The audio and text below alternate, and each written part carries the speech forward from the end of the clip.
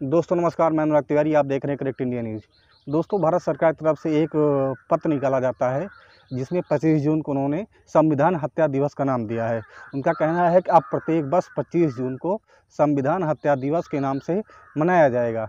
आपको बताते चले कि इंदिरा गांधी सरकार में 25 जून 1975 को पूरे देश में आपातकाल लगा था। 19 महीने के लिए संविधान पूरी तरीके से ख़त्म कर दिया गया था। इस चीज़ को लेकर हम इसकी कड़ी निंदा करते हैं। जिस तरीके का आपातकाल इंदिरा गांधी जी के सरकार में लगाया गया था वो अपने आप में काफ़ी निंदा है। लेकिन इसको लेकर विपक्ष के नेता राहुल गांधी ने कई बार सदन से लेकर सड़क तक कई बार इसकी निंदा की है। उन्होंने पूरे देश से माफ़ी मांगी है। सदन में खड़े होकर पूरे देश से हाथ जोड़कर माफ़ी मांगने वाले राहुल गांधी जी ने स्पष्ट कहा था कि नहीं, दादी जी के द्वारा किया गया आपातकाल जो कि उस समय लगाया गया था वो पूरे देश के लिए एक घोर चिंता का विषय था। इसके लिए हम पूरे सदन से, पूरे देश से माफ़ी मांगते हैं। लेकिन अब आज अचानक भारतीय जनता पार्टी को संविधान हत्या दिवस मनाने का क्या अवसर आया, मतलब क्यों मनाना पड़ रहा संविधान हत्या दिवस, ये भी अपने आप में एक सवाल है। आपको बताते चले कि अभी पिछले लोकसभा चुनाव में भारतीय जनता पार्टी को पूरे देश से करारी हार मिली है। हालांकि विपक्ष से ज़्यादा सीटें भारतीय जनता पार्टी को मिली है, लेकिन राहुल गांधी का कद पिछले लोकसभा चुनाव में लगातार बढ़ता हुआ दिखाई दे रहा है।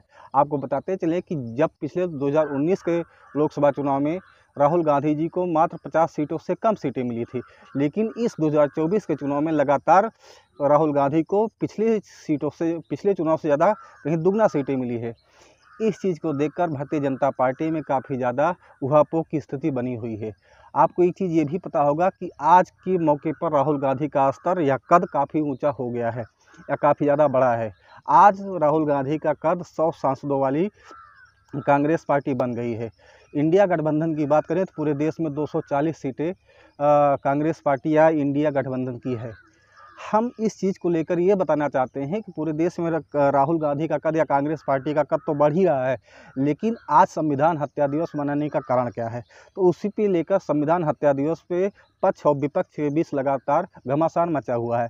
आप इस चीज़ को देख रहे हैं कि भारतीय जनता पार्टी अब 25 जून को संविधान हत्या दिवस मनाएगी, लेकिन अब जब भारतीय जनता पार्टी ने इस चीज़ की घोषणा कर ही दी है तो विपक्ष इसमें पीछे हटने वाली नहीं है। उनको भी करारा जवाब भारतीय जनता पार्टी को देना है। तो सबसे पहले हम आपको दिखाते हैं को राजपत्र जो आपके स्क्रीन पर है, आप स्क्रीन पर देखिए। लेकिन इसके बाद अमित शाह जी इस पर क्या कहते हैं, अमित शाह जी का ट्वीट देखिए और उसके बाद आपको ये पता चल जाएगा कि नहीं लगातार जो चीज़ें निकल के सामने आ रही है संविधान हत्या दिवस को लेकर, उस चीज़ में भी काफ़ी ज़्यादा उहापोह की स्थिति है।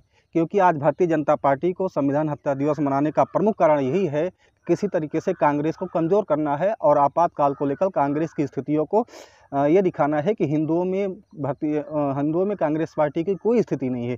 जबकि लगातार संसद में राहुल गांधी जी ये बोल रहे हैं कि संविधान में राहुल गांधी जी ये बोल रहे हैं कि पूरे देश में हिंदुओं का हितैषी भारतीय जनता पार्टी नहीं है, ना तो इनके पास ठीका है। तो सबसे पहले अमित शाह जी का ट्वीट क्या कहते हैं आप उसको देखिए।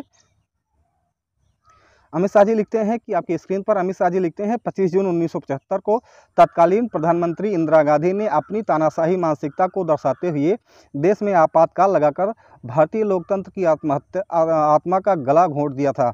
लाखों लोगों को अकारण जेल में डाल दिया गया तथा और मीडिया की आवाज़ को दबा दिया गया। भारत सरकार ने हर साल 25 जून को संविधान हत्या दिवस के रूप में मनाने का निर्णय लिया है। यह दिन उन सभी लोगों को विराट योगदान का स्मरण कराएगा जिन्होंने 1975 के आपातकाल का अमानवीय दर्द झेला था। तो ये अमित शाह जी कर रहे थे। लेकिन अब इस चीज़ पे विपक्ष को करारा जवाब देना था और विपक्ष के यानी कांग्रेस पार्टी के राष्ट्रीय प्रवक्ता सुप्रिया श्रीनेत निकल के सामने आते हैं। उन्होंने एक वीडियो जारी करके भारतीय जनता पार्टी को जवाब देते। भारतीय जनता पार्टी ने संविधान हत्या दिवस का नाम दिया है। ये इनकी असली सोच, इनका असली चाल चरित्र, चेहरा, इनके अंदर की नफरत, कुंठा और हिंसात्मक प्रवृत्ति को दिखाता है। अरे संविधान की बात करनी थी तो संविधान बचाओ की बात करते, संविधान रक्षा की बात करते, संविधान सर्वोपरि की बात करते, संविधान हित की बात करते। संविधान और हत्या, इस देश में अभी संविधान की हत्या करने वाला कोई पैदा नहीं हुआ है। यह बात नरेंद्र मोदी और अमित शाह बखूबी जानते हैं। असलियत यह है कि संविधान को बदलने की इनकी सारी साजिशें नाकाम हो गई। इनका षड्यंत्र इस देश के सामने आ गया और यह देश उठ खड़ा हुआ इस संविधान के साथ हमारे सबसे सेक्रेड, सबसे सर्वोपरि ग्रंथ के साथ जिससे देश चलता है, जो हम सबको हक देता है, और उसी के चलते अब इधर उधर की बातें की जा रही हैं। आपको 50 साल पुरानी इमरजेंसी याद है, तो क्या आपको यह याद है कि इमरजेंसी के दूसरे चुनाव में इंदिरा जी को 43% वोट मिलकर 353 सीटें मिली थी 1980 में? और आप क्या ये बताएंगे कि कब तक आप 50 साल पहले का घाव कुरेदते रहिएगा? कभी तो वो वक्त आएगा कि जब आप बेरोजगारी पर, महंगाई पर, आर्थिक असमानता पर बात करिएगा। आज का मुद्दा है नीट का परीक्षा, आज का मुद्दा है मणिपुर, आज का मुद्दा है अग्निवीर, आज का मुद्दा है 9 महीने में सबसे ऊंची बेरोजगारी, आज का मुद्दा है खाद्य, जो इतना दाम, फूड इन्फ्लेशन बढ़ता जा रहा है, उस पर कोई चर्चा नहीं, उसके बारे में कोई बात नहीं। और अगर बात करनी ही है हत्या दिवस मनाने की, तो रोजगार हत्या दिवस ये देश कब मनाएगा? 700 किसानों की शहादत हुई, उनकी शहादत का दिवस कब मनाया जाएगा? अगर हत्या की बात करनी ही है, तो जितनी महिलाओं की आबरू और सम्मान आपकी नाक के नीचे लुटा है, उनकी आबरू सम्मान का हत्या दिवस कब मनाया जाएगा? चलिए, अब हर रोज इस देश में रोजगार हत्या दिवस मनाना जरूरी है, क्योंकि वो आपकी देन है। दोस्तों, इस वीडियो को देखने के बाद आपको स्पष्ट मालूम हो गया कि नहीं, 1975 यानी आपातकाल का जो वह काला दिवस, जो आज भी पूरे देश में भारतीय जनता पार्टी एक प्रमुख रूप देना चाहती है और कांग्रेस को कमज़ोर करना चाहती है, विपक्ष को कमज़ोर करना चाहती है। लेकिन कांग्रेस पार्टी किस तरीके से भारतीय जनता पार्टी के सारे काले करतूतों को उजागर कर रही है, एक एक जरिए, माने विपक्ष के जो भी नेता हैं, चाहे वो आम आदमी पार्टी के हो, चाहे वो कांग्रेस पार्टी के हो, चाहे वो समाजवादी पार्टी के अखिलेश यादव जी हों, मतलब इस तरीके से विपक्ष के कई भी नेता जो है भारतीय जनता पार्टी के पिछले 10 साल यानी 2014 से 2024 तक के बीच का जो भी इनके द्वारा काला करतूत हुआ है, उसको भी उजागर करने में विपक्ष के नेता पीछे नहीं हट रहे हैं। आपको एक एक करके एक एक नेता क्या कहते हैं, आपको हम बताने का कोशिश करते हैं, उनके ट्वीट आपके स्क्रीन पर। सबसे पहले हम आते हैं आम आदमी पार्टी के सांसद, राज्यसभा सांसद संजय सिंह। जारी हुआ है संविधान हत्या दिवस देश के अंदर 25 जून को मनाया जाएगा, तो सिर्फ 25 जून को संविधान हत्या दिवस क्यों मनाया जाएगा? जिस दिन देश की संसद का उद्घाटन हुआ, नई संसद का, हमारी पहलवान बेटियों को देश की राजधानी दिल्ली की सड़कों पे घसीट के मारा गया, वो संविधान हत्या दिवस क्यों नहीं है? अरुणाचल की चुनी हुई सरकार को गिराकर अपनी सरकार बनाई गई, वो संविधान हत्या दिवस क्यों नहीं है? उत्तराखंड में सरकार गिराई गई, मध्य प्रदेश में सरकार गिराई गई, कर्नाटक में सरकार गिराई गई, महाराष्ट्र में 50-50 करोड़ में विधायकों को खरीद के सरकार गिराई गई, गोवा में खरीद फरोख्त करके सरकार गिराई गई। आप मुझे बताइए, वो संविधान का हत्या दिवस क्यों नहीं है? एक निर्वाचित मुख्यमंत्री को, आदिवासी समाज के मुख्यमंत्री को, हेमंत सोरेन को गिरफ्तार करके जेल में डाला गया। 5 महीने बाद कोर्ट ने कह दिया इनके खिलाफ कोई दोष नहीं बनता है। आप बताइए, वो संविधान का हत्या दिवस क्यों नहीं है? एक 3 बार के चुने हुए मुख्यमंत्री को आपने 21 मार्च को गिरफ्तार कर लिया दिल्ली के अंदर, अरविंद केजरीवाल जी को, ये संविधान का हत्या दिवस क्यों नहीं है? मनीष सिसोदिया को आपने अरेस्ट कर लिया, मुझे अरेस्ट कर लिया, आपने अनिल देशमुख को अरेस्ट कर लिया, संजय रावत को अरेस्ट कर लिया, बंगाल के कई मंत्रियों को जेल में डाल दिया। पूरे देश में विपक्षी पार्टियों को टारगेट कर रहे हैं आप। बिहार के अंदर तेजस्वी यादव और उनके परिवार को पकड़ के जेल में डाल रहे हैं। ये संविधान की हत्या नहीं है? हमारे मेयर को पूरे दुनिया ने देखा कैसे चंडीगढ़ के अंदर हराया गया, संविधान की हत्या कैसे खुलेआम की गई चंडीगढ़ में, 7 वोट कैमरे के सामने काट दिया गया, वो संविधान हत्या दिवस नहीं है। और भारतीय जनता पार्टी तो मनुस्मृति पढ़ाने जा रही है। प्रधानमंत्री नरेंद्र मोदी को अपने कमरे में मनुस्मृति लगानी चाहिए। उन्होंने दिल्ली विश्वविद्यालय में मनुस्मृति पढ़ाने की इजाजत दे दी। तो जो पार्टी मनुस्मृति के सिद्धांत पे चल रही है, उसका संविधान से क्या लेना देना, उसका आरक्षण की व्यवस्था से क्या लेना देना? मैं भाजपाइयों की असलियत जानता हूं। ये नागपुर का संविधान मानते हैं, बाबा साहब के द्वारा लिखा गया संविधान नहीं मानते। और साफ तौर पे मैं कहना चाहता हूं, फिर दोहरा रहा हूं, बीजेपी ने संविधान की हत्या की है और पूरी तरीके से ये संविधान खत्म करेंगे, आरक्षण खत्म करेंगे। हम लोग जब तक जीवित है ऐसा होने नहीं देंगे। और ये भाजपाइयों को नौटंकी बंद करनी चाहिए। तुमने तो एक नहीं कई दिन संविधान की हत्या कर दी, अब ये ड्रामा क्या कर रहे हो? इसलिए मोदी की नौटंकी से कुछ होने वाला नहीं। खासकर दिल्ली के सीएम को कांग्रेस पार्टी के राष्ट्रीय प्रवक्ता पवन खेड़ा जी कहते हैं कि भाजपा द्वारा संविधान हत्या दिवस मनाने की बात तो यूं ही जैसे विजय माल्या नीरव मोदी के बैंक दिवालिया दिवस मनाने की बात कर रहे हैं।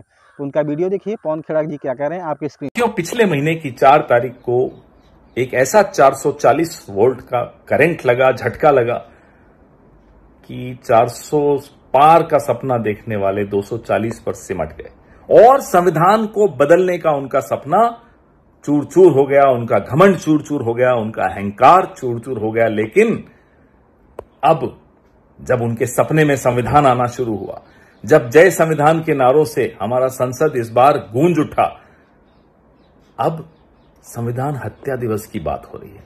संविधान हत्या दिवस, ये शब्द भारत सरकार की गैजेट नोटिफिकेशन, आप समझिए उनकी नीयत, आप समझिए उनकी मानसिकता जो इस तरह का शब्द ला सकते हैं। आप राजनीतिक रूप से इस शब्द का इस्तेमाल करिए, कोई दिक्कत नहीं। भारत सरकार की गैजेट नोटिफिकेशन में संविधान हत्या का शब्द वही लोग ला सकते हैं जो संविधान की हत्या करना चाहते हैं। जिस दौर की ये बात कर रहे हैं उस दौर में भी संविधान स्थगित हुआ था, 19 महीने के लिए स्थगित हुआ था। लेकिन जो पिछले 10 साल का दौर है, डेथ बाय 1000 कट्स, रोज आपने संविधान की हत्या करने की साजिश की। कभी दलितों को प्रताड़ित करके, कभी आदिवासियों से जमीन छीनकर, कभी बलात्कारियों को फूल मालाएं पहनाकर।